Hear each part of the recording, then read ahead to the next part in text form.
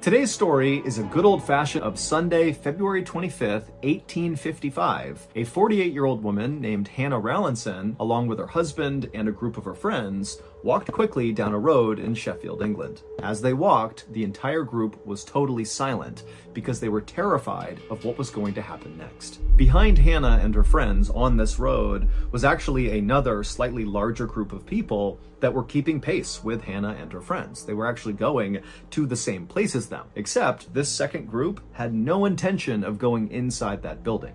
They were just there to see what happened. Now, Hannah and her friends were totally offended and annoyed by this group that was following them, but they knew there was nothing they could do, and so they just kept on walking in silence. And as Hannah walked in silence, she couldn't help but think to herself, how in the world did I get into this position? At the time, Sheffield, England was a big industrial city with lots of metalworking factories all over the place. And so loads of people at the time were coming to Sheffield to work in those factories. And as the population increased in Sheffield, the city began building all these tenement apartments, which are kind of like these low-quality, cramped, interconnected apartments that are basically cheap and easy to make and house lots and lots of people.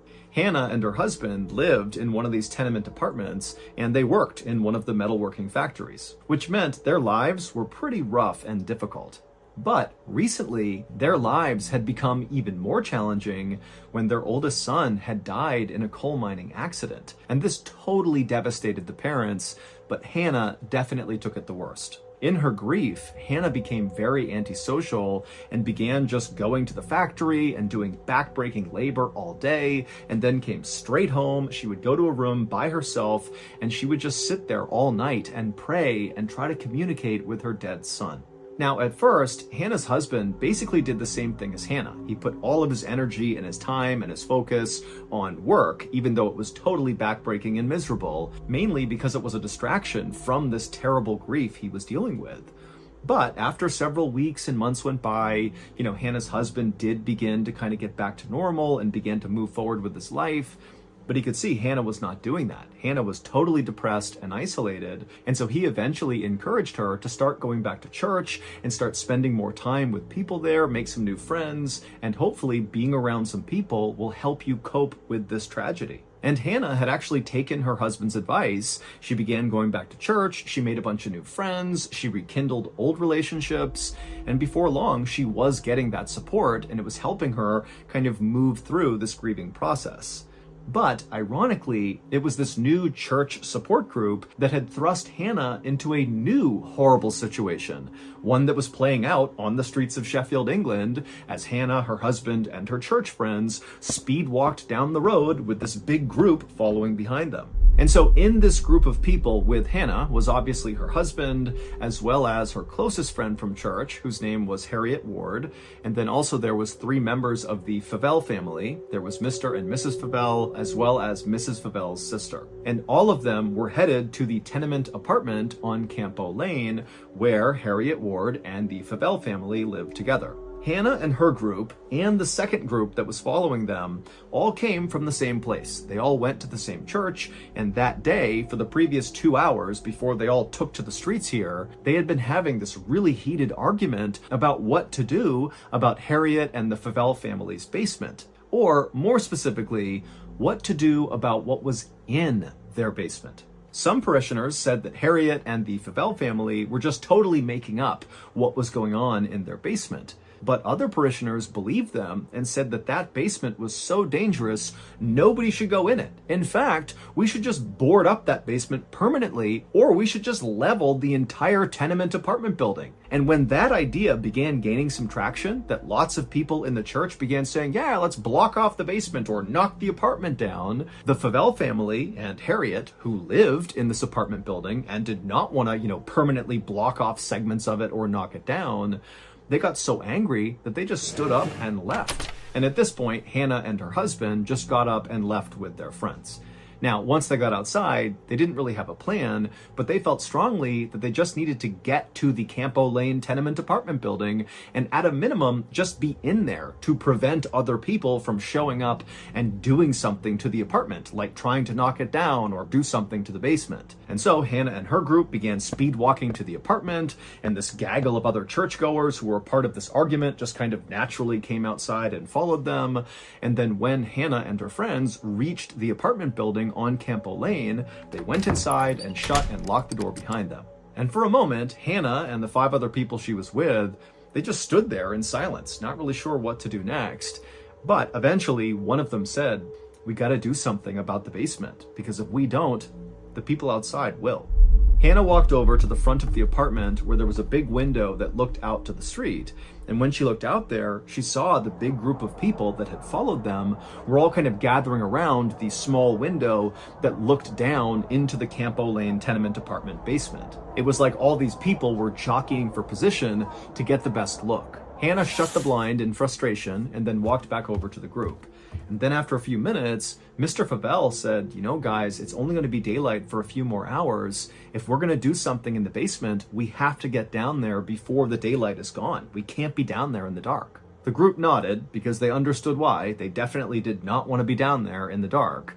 And then Mr. Fabel looked over at Hannah's husband and he kind of gestured like, "Why don't we, the 2 of us, go down there together?" And Hannah's husband, even though he did not want to go down there, he just nodded and said, "Okay, let's go."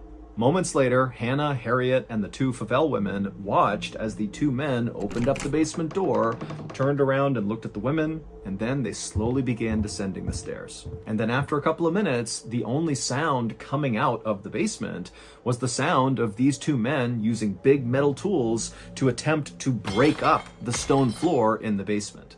For the next 2 hours, Mr. Fabel and Hannah's husband continued to smash up the floor in the basement, but every time they removed a big piece of stone, all they'd find was dirt underneath. There was nothing else. Meanwhile, outside, the crowd looking in that window into the basement was only getting bigger and bigger. It was no longer just other members of their church. It was now just random people who saw this big group and walked over to see what was going on. And Hannah, who was at that window looking out into the street, she was seeing this group growing and seeing how rowdy they were getting, and it was starting to make her really nervous. But the nerves she felt about the crowd were nothing compared to the nerves she felt about her husband and Mr. Fabel still being in that basement now that the sun was about to set. She did not want them down there in the dark. And finally, when the sun did set and the 2 men still had not come up, Hannah just rushed over to the basement and yelled for them to stop what they were doing and get up here.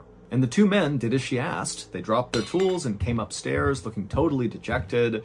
You know, they had not found the thing they were looking for down there, which meant they had failed. But Hannah and her friends were hoping that now that it was dark outside and the people outside could no longer actually see into the basement because it was too dark, that maybe the crowd would disperse. But as Hannah, her husband, Harriet, and the Favels sat down to have some dinner in the apartment, they looked outside periodically and they saw the crowd was not going away. If anything, the crowd was still continuing to get bigger. Now, you got to remember, this is Sheffield, England in the 1800s. This was a tough place to live. Everybody's working at these factories, doing this awful work 7 days a week for very little money, and there's virtually no entertainment anywhere. It's basically just work, work, work until you die. And so when people in Sheffield saw this big group of people at night standing around this apartment window, it was exciting, and that was pretty rare in their lives, and so they were not about to leave and go home because their lives at home were terrible. And so, by about midnight, there was this huge crowd right outside of the Campo Lane apartment, and it meant that, Hannah and her husband really couldn't leave to go back to their apartment. They were kind of trapped because of this crowd. Also, the crowd was really starting to get rowdy, and the Favel family were starting to get worried that a fight would break out near the basement window, and then maybe the window would break, and then these people would storm into their apartment and maybe rob them. I mean, they didn't know. And so Mrs. Favel came up with this plan to try to get the crowd to leave them alone. And so she ran over to one of the biggest windows on the first floor, and she pulled down the curtain rod and the curtain attached to it, and she handed it to her sister and said, "Go down in the basement basement and use this curtain rod and curtain to block out the one window this crowd has to look into the basement. If they can't see into the basement, then they'll likely just leave. But Mrs. Favel's sister, after being handed this curtain rod, she's like, I don't want to go in the basement. It's the middle of the night. I'm not going down there. And over the next couple of minutes, the entire group just kind of bickered about who should be the one to go down into the basement to cover up this window. And nobody wanted to do it. And finally, Hannah, who she's lost her son recently, she just wants to go home at this point, but she can't because of this stupid group. She finally just snaps and says, you know what? I'll do it. And so she snatches the curtain rod and just walks right over to the basement door. She opens it up and begins descending the stairs before anybody else could stop her. And as she did, her husband and Harriet and the Favel family, they all crowded around the top of the basement stairs, looking down, kind of waiting to see what would happen.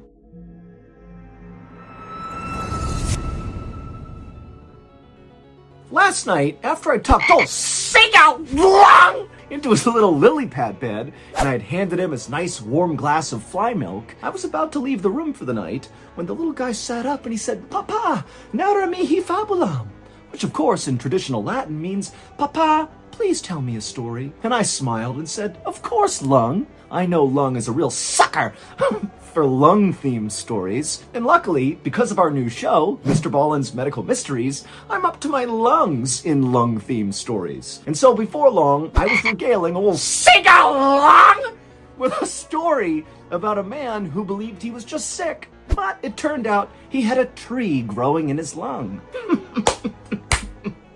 Something I'm sure we all can relate to. Speaking of relatability, if you haven't already, you really ought to check out Mr. Ballen's Medical Mysteries, because every week we cover totally strange, baffling medical mysteries that all originate from the one place we all can't escape, our own bodies. You can listen to Mr. Ballen's Medical Mysteries early on Amazon Music, because on that platform, we release them in batches of 8 episodes at once. But you can also listen to Mr. Ballen's Medical Mysteries on every other podcast platform. However, you only get one new episode every week. Again, Mr. Ballen's Medical Mysteries is available on all podcast platforms for free, but you can listen to it early in batches on Amazon Music, or new episodes once a week on every other platform.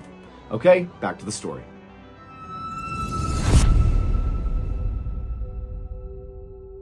And so they all heard as Hannah turned the corner and walked over to that window, and they could hear her kind of messing around with the curtain as she put it in place. And then even though they could not see her down there, because the basement's totally dark, they can't see the window, they heard Hannah call out that she was done. She had put the curtain up, it's blocked, and now she was going to come back upstairs. But after she yelled to them that she was coming back up, it went completely silent in the basement. And for like 5, 6, 7 seconds, all the people at the top of the stairs are waiting anxiously for Hannah to turn the corner and come up the stairs to safety. But then this tense silence was broken with a horrible scream coming out of the basement. It was Hannah, and then silence again. And at this point, Hannah's husband, he's like, oh my God, something's happened. And he charges down the stairs and he looks over and he sees Hannah is lying on the ground motionless. There's nothing else in the basement. It's just his wife and this covered up window. And so he runs over, he scoops her up and he runs her back upstairs and he lays her on the ground right outside of the basement door. And then he began to shake her to try to wake her up, but she wasn't waking up. However, it was clear she was still breathing, and so Harriet ran and got a wet towel, and she came back and she kneeled down next to Hannah, and she placed the towel on Hannah's forehead, hoping this wet towel would revive Hannah.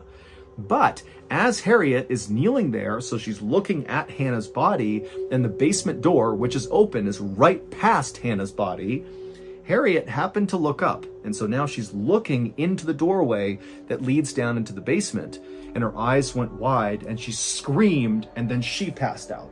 The big controversy over this basement began several weeks earlier at the beginning of February when Harriet and the Favel family began hearing all these strange sounds coming out of the basement. Now, initially, they had totally written off these sounds as being, strange creaking and cracking sounds that were just the product of a poorly constructed building with lots of people inside of it. But the noises they were hearing from the basement only got louder and louder and more intense, and they were especially bad at night. And so basically, Harriet and the Favell family were so scared to go down there that they just stopped, especially at night. Sometimes they'd go during the day, but at night it was like, no one's going down there. We don't know what's going on, but I'm not going down there. And then on February 24th, so this is one day before all this craziness happened where, Hannah and her friends get followed to the apartment, and then Hannah goes down and she passes out, and then Harriet passes out. So one day before that, Harriet swore she saw a ghost in the basement. She saw this old woman wearing a white gown kind of moving around in the basement, and the whole time Harriet said this woman, this ghost woman, was pointing at one particular spot on the ground in the basement. And then the same night that Harriet sees this ghost in the basement, Harriet has a dream. And in her dream, she sees this ghost. And again, this ghost is in that basement and it's pointing at the spot on the basement floor. Except in Harriet's dream, this ghost woman speaks to Harriet and says that she was murdered and her gold was stolen from her and buried in the basement right there. And it was this apparent ghost in the Campo Lane basement that was the center of that 2-hour-long argument at the church the following day, which ultimately prompted Hannah, her husband, Harriet, the Favell family, to get up and storm out to go protect the Campo Lane apartment. And then also the secondary group followed right after them,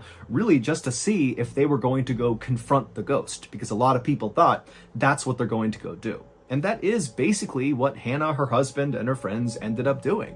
They decided the two men would go down into the basement and attempt to dig up the floor in hopes that they might find this gold that was stolen from this murdered woman and buried in the basement. But they obviously did not find the gold, which ultimately led to Hannah going down and passing out, and then Harriet also passing out. Hannah and Harriet would wake up after passing out.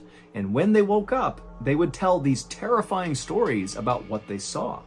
Hannah said she went down the stairs, she went over to the window where all the crowd was looking in, and she managed to get this curtain up, and then she yelled upstairs to her husband and her friends that she was coming back up. But when Hannah actually turned around to go to the stairs, she realized the ghost was in the basement with her. There was this old woman wearing a white gown standing between Hannah and the stairs. She was blocking her way. And this woman was staring at Hannah really intently. And then Hannah screamed, and this ghost charged at Hannah and basically went through her body. And it was at that point that Hannah passed out onto the ground. As for Harriet, when she came to, her story was even more terrifying. Harriet said after she placed that wet towel on Hannah's head, she looked up and she saw the woman in white walking up the stairs, staring directly at Harriet. And Harriet, she froze and kind of leaned back and just stared at this woman. And the woman, she came right to the top of the stairs. She stopped in the doorway, and then she opened up her mouth grotesquely wide and just continued to stare directly at Harriet. And then with slow, trembling hands, the woman began taking off her nightgown, which eventually fell to the ground. And Harriet saw this woman was covered in cuts and gashes all over her chest and neck. And then Harriet let out a scream, and she passed out too. Not long after Hannah and Harriet both came to and told their horrible stories, the police arrived outside and dispersed the big crowd, which meant Hannah and her husband could finally leave and go back to their own apartment, and they would. But just 12 hours later, Hannah would die. The Sheffield coroner held an inquest into Hannah's death, but he could find no scientific explanation for why Hannah actually died. And so on her death certificate, it basically says she died of fright. She was literally scared to death. Following Hannah's very bizarre and basically unexplained death, Harriet, who would survive, and the Favell family, they just moved out. They could not stand to be at that apartment any longer. And then also many more people who lived inside of this tenement apartment building on Campo Lane, they also moved out because, again, it was just too terrifying to be near this basement. To this day, we still don't have a better explanation for what happened to Hannah. She was in good health, all things considered, when she died. And so really this didn't make any sense. And so this case still is one of the only in recorded history where somebody apparently died just from getting scared. Late one night in the spring of 1937, a young woman stumbled into her New York City apartment building, drunk from a long night of partying with friends. She made her way up the steps and reached her apartment door, and after she opened it up, she stepped inside and her little dog ran up to say hello, and so she gave her dog a pet, and then she walked towards her bedroom. But the moment she stepped foot into that pitch-black bedroom, something just felt off. It was too quiet. But before she could figure out why that was, something heavy came flying out of the darkness and hit her on the face. And for a moment, the woman just stood there, stunned. And then a second later, something else emerged from the darkness. 2 hands.